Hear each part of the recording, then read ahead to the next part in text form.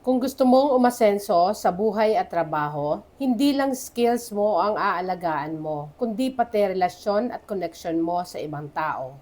At kung interested ka sa video na to, panoorin mo hanggang dulo para malaman mo kung bakit mahalaga na may connection tayo sa mga taong tunay na nagpapahalaga sa atin. Ako nga pala si Melchi Espenya, isang nanay, salon owner at may 3 anak. Ang vlog na ito ay tungkol sa kung bakit mahalaga ang koneksyon sa kaibigan, sa pamilya, trabaho, at lalong-lalo na sa sarili. Napansin mo ba na habang tumatanda tayo, unti-unting nagbabago ang relasyon natin sa mga kaibigan at pamilya? Dati, laging magkakasama, nagkukwentuhan at nagtatawanan. Habang dumadami ang responsibilidad sa trabaho, sa pamilya at sa negosyo, nagbabago din ang oras na nilalaan mo para sa kanila. Dati, kahit bigla ang lakad, go agad.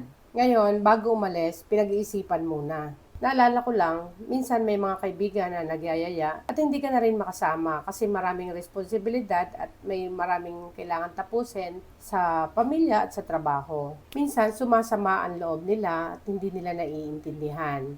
Merong mga kaibigan ang di nakakaintindi at meron namang nakakaintindi at sumusuporta.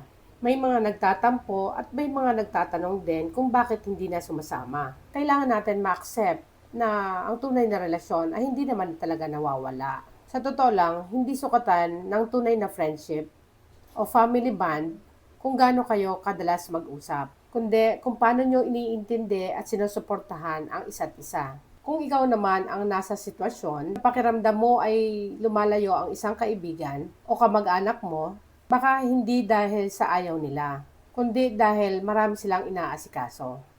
Minsan, sa isang kumusta ka lang, malaking bagay na, ay kayamanan. Alam niyo po, ang totoong relationships ay tulad din ng skills na kailangan mo lang talagang alagaan sa tamang paraan.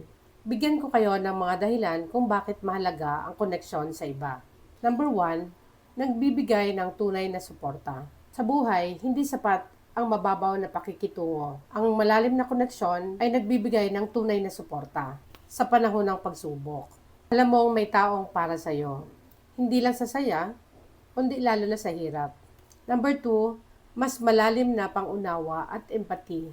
Kapag totoo at malalim ang koneksyon natin sa iba, mas maiintindihan natin ang kanilang nararamdaman, pananaw at pinagdadaanan.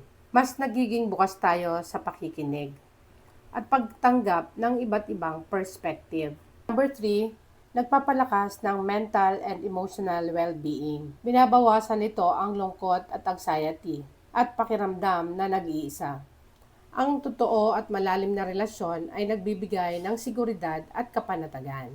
Number 4, mas matibay na relasyon at tiwala. Ang malalim na koneksyon ay hindi madaling masira. Number 5, nagbubukas ng mas maraming oportunidad.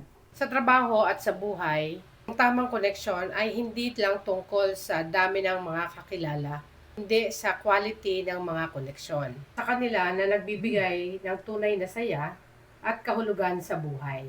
At ito yung pinapaniwalaan ko, na ang totoong koneksyon ay hindi lang tungkol sa pakikisalamuha, kundi sa pagkakaroon ng malalim na ugnayan na nagbibigay suporta, tiwala, at pangunawa.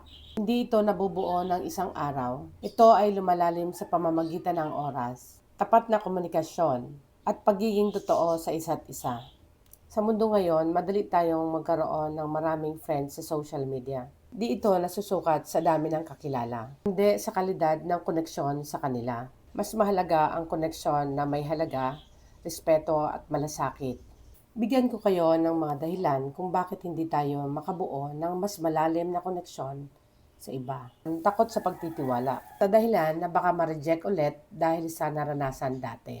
Number 2, kakulangan sa bukas na communication. Kapag hindi tayo nagsasabi ng totoong nararamdaman at iniisip. Number 3, masyadong abala sa buhay. Sa sobrang bilis ng buhay o takbo ng mundo, marami ang nagiging abala sa trabaho, sa negosyo, at sa personal goals. Kaya nakakalimutan maglaan ng oras para sa meaningful connection. Number 4, takot sa panghusga. Kapag iniisip natin na huhusgan tayo ng iba, nagiging mahirap ang pagiging totoo. Madalas, nagtatago tayo sa mga maskara sa halip na ipakita ang ating tunay na sarili. Number 5, superficial relationships. Mababaw na relasyon, yung puro small talk at walang lalim. Hindi natin sinisikap na palalimin ang relasyon, mananatili itong walang saysay. Number 6, epekto ng social media at technology. Ito ang dahilan kung bakit disconnected tayo sa totoong buhay. Mas inuuna ang online presence kaysa sa pakikitungo sa iba. Number 7, takot sa pagsisimula ng mas malalim na usapan. Maraming tao ang umiiwas sa seryosong usapan dahil sa takot na maging vulnerable. Pero sa totoo lang, sa pagiging bukas at totoo, nagsisimula ang tunay na koneksyon. Number 1, matutong magtiwala ulit at unti-unti. Number 2, maging bukas sa communication. Matuto tayo mag-express or magsabi ng mga iniisip at nararamdaman natin. Maglaan ng oras para sa meaningful conversation. Number 4, huwag matakot maging totoo.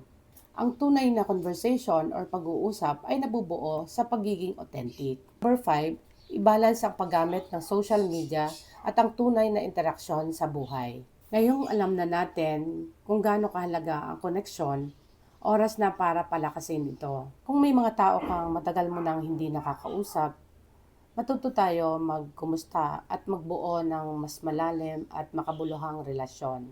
Dahil sa uli, hindi yaman o tagumpay ang pinakamahalaga sa buhay, kundi yung mga taong mga nakasama mo sa journey ng iyong buhay. Sana nagustuhan nyo yung video na to. At kung nagustuhan nyo, please follow, like, comment, and share na din po. And iniimbitahan ko din kayo na mag-visit sa mga branches ng Lia Salon. Meron tayo sa Pasay, Bulan, Sorsogon, at Upper Bikutan. Yun lang po, maraming salamat. Hanggang sa susunod na vlog. Bye!